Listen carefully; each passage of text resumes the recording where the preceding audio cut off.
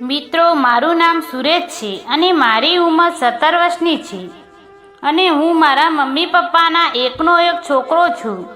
મારા એક માસી છે જે અમારી સાથે જ રહે છે. મારા માસી ખૂબ જ સુંદર છે. મારા માસીનું ખેતર મેં ક્યારેય જોયું ન હતું. તે ખૂબ જ મોટું મેદાન હતું અને ત્યાં પ્રોગ્રામ ગોઠવાઈ જાય એવી જગ્યા હતી અને તે જગ્યા ઉપર ઘણા સમયથી કોઈએ પ્રોગ્રામ કર્યો ન હતો. મારા મમ્મી પપ્પા કંપનીની અંદર કામ કરે છે કે સવારે કામ ઉપર જતા રહે છે અને સાંજે 6 વાગે ઘરે પાછા આવે છે. આ સમય હું અને મારી માસી બંને ઘરે હોઈએ છીએ. એક દિવસ હું અને માસી બંને શાંતિથી વાતો કરી રહ્યા હતા. હું બેઠા બેઠા તબલા જોઈ રહ્યો હતો. ત્યારે માસીએ મને પકડી લીધો અને મને કહ્યું, શું જોવે છો? શું તમે તબલા વગાડવાનું મન થાય છે? મેં માસીને કહ્યું, મને તબલા વધારે પસંદ છે. જો તમે કહો તો હું અત્યારે જ એને વગાડી નાખું. માસી થોડીવાર માટે વિચાર કરતા રહ્યા અને પછી કહ્યું, હું તને એક દિવસ વગાડવાનો મોકો જરૂર આપીશ. મેં માસીને કહ્યું, માસી, ખરેખર તમે બધું મારા નામે કરી દેશો? માસીએ કહ્યું, હા. શું તને વિશ્વાસ નથી? શું તું તારા માસીનું ખેતર તારા નામે નથી કરવા માંગતો? તો માસીની વાત સાંભળીને હું થોડોક ડરવા લાગ્યો, પરંતુ મનમાં ને મનમાં હું ખુશ થઈ રહ્યો હતો. હું પણ માસીના ખેતર ઉપર રખડવા માંગતો હતો અને તેના કૂવાનું પાણી પીવા માંગતો હતો. શરૂઆતની જ મને માસી પસંદ હતા. તે ખૂબ જ સુંદર પણ હતા. હું ઘણીવાર તેની સાથે મજાકમાં તેને અંડી પણ લેતો હતો, પણ માસીને આ વાતનો અંદાજો ન હતો કે હું શું કરવા માંગુ છું. પરંતુ એક દિવસ હું ધાબા ઉપર બેઠો હું મારા કલાકારને તૈયાર કરી રહ્યો હતો. ત્યારે માસી અચાનક ત્યાં આવી ગયા. માસીને જોઈને હું થોડો ગભરાઈ ગયો.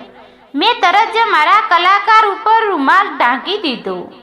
તે થોડીવાર મને ઊભા એમ જ જોતા રહ્યા. પછી મારી પાસે આવ્યા અને ધીરે ધીરે કહ્યું, ભાણા, તે શું છુપાવી કેમ દીધું?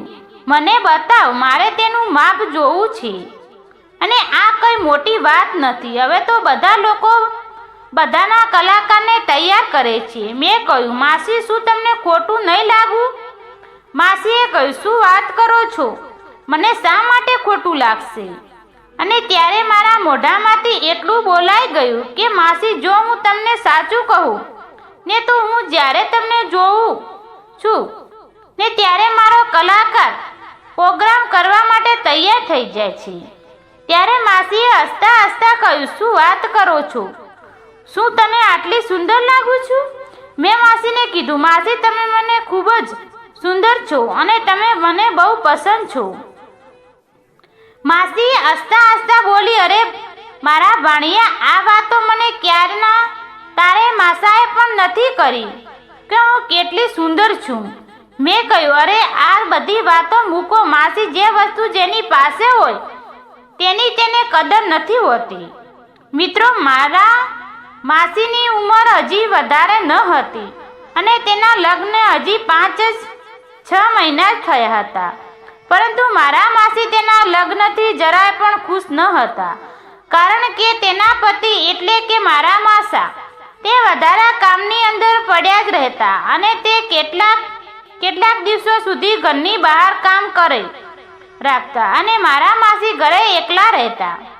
મેં માસીને કહ્યું, માસી, આ ભાણિયાને તમારા ખેતરમાં કામ કરવાનો મોકો મળે તો મારું સપનું પૂરું થઈ જાય. માસી બોલી, તારું કેવું સપનું છે? મેં કહી, માસી, જરા હું તમને જોઉં છું ત્યારે હું વિચારું છું કે શું મારા માસી મને તેની જમીન ઉપર કામ કરવા દેશે? તેની મારી સામે મોટી આંખો કાઢીને કહેવા લાગી, શું વાત કરો છો? શું તમે મારા ખેતરમાં કામ કરવા માંગો છો? મેં કહ્યું, હા માસી, હું ઘણા દિવસોથી વિચારી રહ્યો છું. ત્યારે માસીએ એટલું કીધું, અરે ગાંડા, આ વાત તે મને પહેલા કેમ ન જણાવી? હું પણ તારા કલાકારને જોઈ લઈશ અને તેની સાથે પણ એક લોક ડાયરાનો કાર્યક્રમ નક્કી કરી નાખીશ અને એ પણ જોઈ લઈએ કે તે કલાકારની અંદર કેટલો દમ છે. મેં કહ્યું, માસી, મારામાં એટલી હિંમત જ ન હતી કે હું તમારી સાથે વાત કરું. માસી કહેવા લાગ્યા, સારું સારું, હવે તે મને પણ જણાવી દીધું છે. તે જ બહુ જ. હવે મને તું વિચારોમાં સમય આપ, પછી હું જણાવું છું કે આપણે કઈ જગ્યાએ આ કલાકારનો પ્રોગ્રામ ગોઠવશું. હવે મેં તેમને કહ્યું, માસી, જો અત્યારે જ આ કલાકારનું ઓડિશન થઈ જાય તો મજા આવી જાય. તો માસીએ કહ્યું, તારી વાત તો સાચી છે. ચાલ, થોડી વાર પછી તું મારા રૂમમાં આવજે. હું તારા કલાકારનું ઓડિશન આજે જ કરી નાખીશ. તેની વાત સાંભળીને હું ખૂબ જ ખુશ થઈ ગયો અને થોડી વાર પછી હું માસીના રૂમની અંદર ગયો તો મેં જોયું કે માસી પૂરી સફાઈ કરીને મારા કલાકારનું ઓડિશન લેવાની તૈયારી કરી રહ્યા હતા. માસીએ મને કહ્યું કે ચાલ હવે જલ્દી જલ્દી તબલા અને વાજા પેટી વગાડવાનું ચાલુ કર, હું ગાવાનું ચાલુ રાખીશ. ધીમે ધીમે તબલાનો તાલ મળ્યો અને વાજા પેટીનો સૂર મળ્યો અને પછી અમારા કાર્યક્રમ શરૂ થયા. મિત્રો, મારો કલાકાર ખૂબ જ જોરદાર કાર્યક્રમ આપી રહ્યો હતો.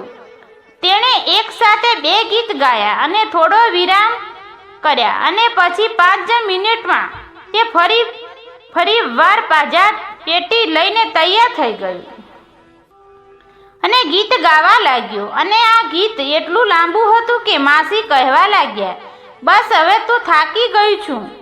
તારા ગીત સાંભળીને હું હવે ચાલી પણ નથી શકું એવી રમઝટ બોલાવી છે કે મારી વાજા પેટી પણ ફાટી ગઈ છે.